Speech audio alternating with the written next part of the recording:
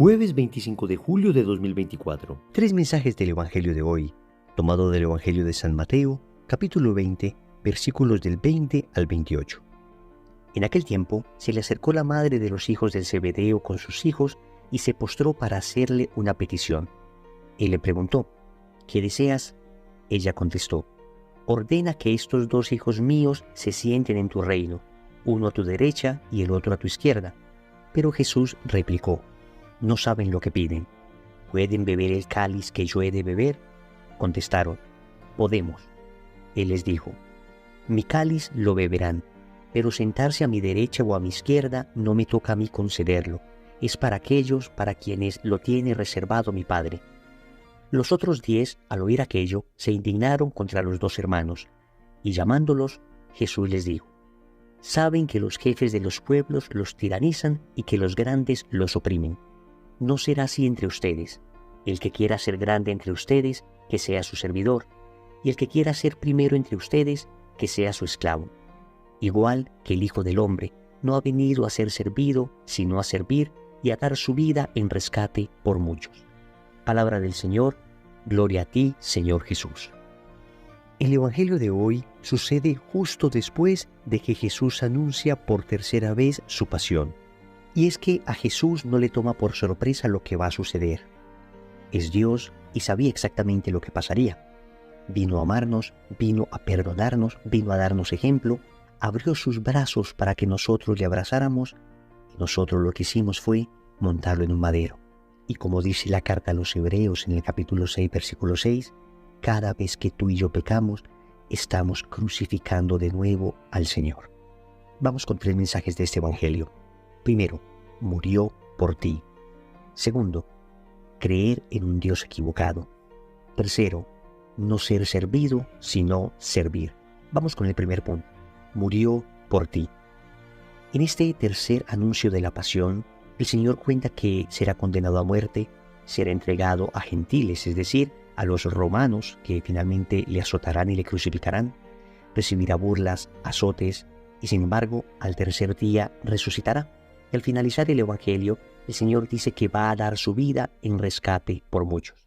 Y tal vez estamos muy acostumbrados a escuchar que el Señor da su vida por nosotros, que el Señor murió y resucitó, pero este es un buen momento para recordar las consecuencias que trajo consigo la muerte y resurrección de nuestro Señor. Santo Tomás de Aquino, en la Suma Teológica, nos habla de estas consecuencias.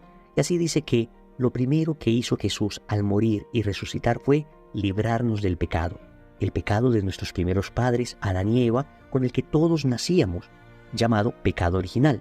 El Señor muere en la cruz y nos concede la gracia para ser librados del pecado original y la fuerza también para ser librados del pecado actual, es decir, de los pecados que tú y yo voluntariamente cometemos. Pero también dice Santo Tomás de Aquino que al morir Jesús en la cruz nos da el poder de librarnos del demonio, porque hasta entonces el demonio ejercía un poder soberano sobre la humanidad, y sin embargo, dirá San Agustín que a partir de la muerte de Jesús en la cruz, el demonio es como un perro amarrado, que solo muerde a quienes se le acercan.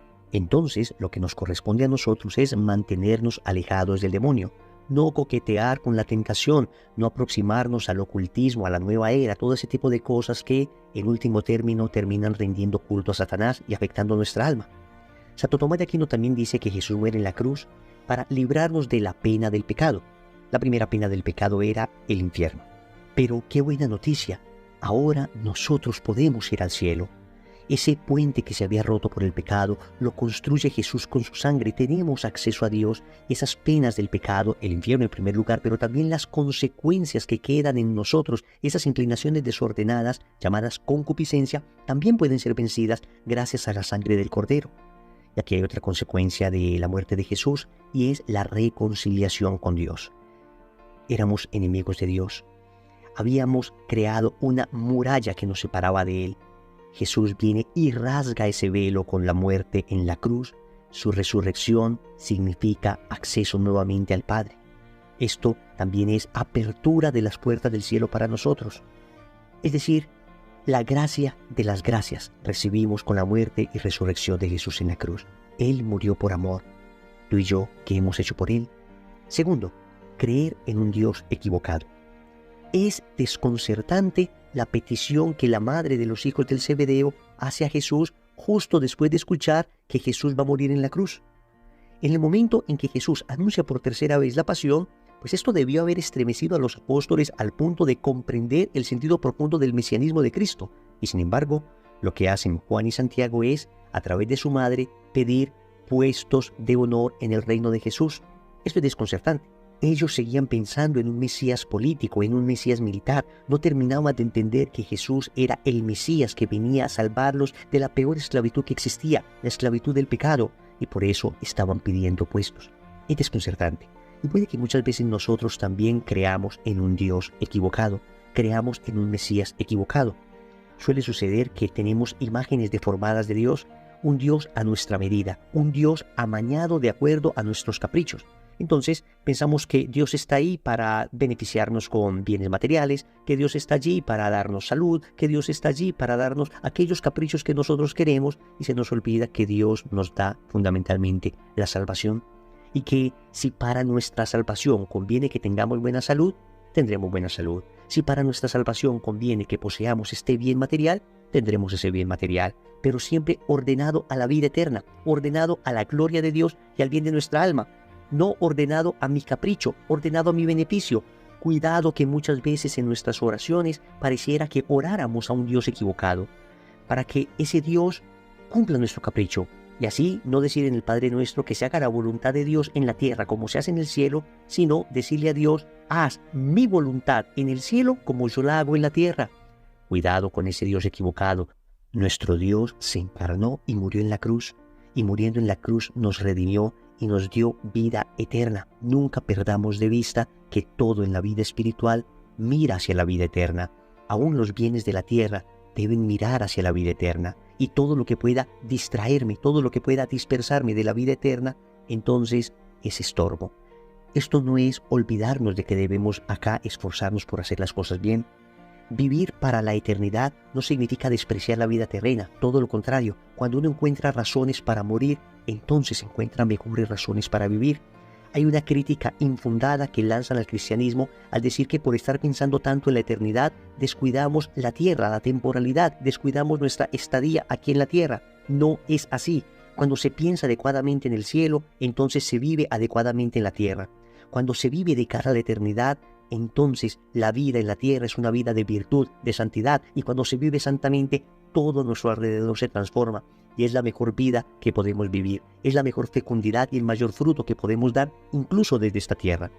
Tercero, no ser servido, sino servir. El Señor concluye diciendo que el que quiera ser grande, que se haga el servidor de todos, que el que quiera ser el primero, que se haga esclavo, a ejemplo de Él, que no vino a ser servido, sino a servir. Aquí está nuevamente, de manera insistente, la necesidad de humildad en servicio. Resulta que Dios nos ha dado dones a todos, cualidades, virtudes, gracias. Nadie puede decir que está desprovisto completamente de alguna gracia. A todos nos ha dado Dios algún talento, algún don. Pero en el mundo los talentos son utilizados para que los demás me sirvan. Uso lo que Dios me dio para lograr adeptos, para lograr que los otros me sirvan. Eso se llama soberbia. Cristo nos enseña que los talentos, las gracias, los dones que hemos recibido han sido dados para el servicio de los demás. De manera que la humildad no es tanto pensar menos de mí, sino pensar menos en mí. Esto es dejar de creer que soy el centro del universo, dejar de creer que todo debe gravitar en torno a mí y empezar a entregarme a los demás. Empezar a ser para los otros como Cristo se entregó totalmente a los demás. Pero eso no lo puedo hacer solo. Eso lo puedo hacer solo si Cristo vive en mí. Cuando Cristo vive en mí, entonces soy un ser para los otros. Entonces todo lo que tengo sirve como medio para la salvación, porque lo pongo al servicio de los demás para que ellos también se acerquen a Dios. Oremos. Amado Señor, hoy quiero agradecerte porque has muerto por mí, porque derramaste tu sangre preciosa en el Calvario para salvarme, porque estaba preso por el pecado, pero gracias a ti ahora soy libre. Te quiero agradecer porque me haces ciudadano del cielo. Te quiero agradecer porque me compartes tu propia dignidad, porque me haces hijo de Dios por la gracia.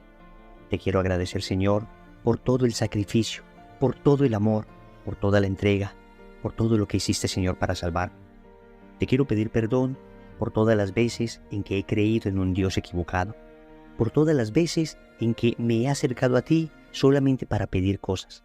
Me he acercado a ti solamente por necesidad y se me ha olvidado, Señor, que tú ya me lo diste todo. Se me ha olvidado, Señor, que lo más importante eres tú mismo, que el regalo más importante que me das es tu propia persona. Finalmente, te suplico me concedas el don de la humildad, el don del servicio, el don de la caridad, para no ser servido, sino para servir, para ser como tú, que siendo Dios no viniste a ser servido, sino a servir. Señor, dame lo que me pides y pídeme lo que quieras. Amén. Recordemos entonces, primero, murió por ti. Segundo, creer en un Dios equivocado. Tercero, no ser servido, sino servir. Compromiso. En el rosario de hoy vamos a pedir la virtud de la humildad. En el nombre del Padre, y del Hijo, y del Espíritu Santo. Amén.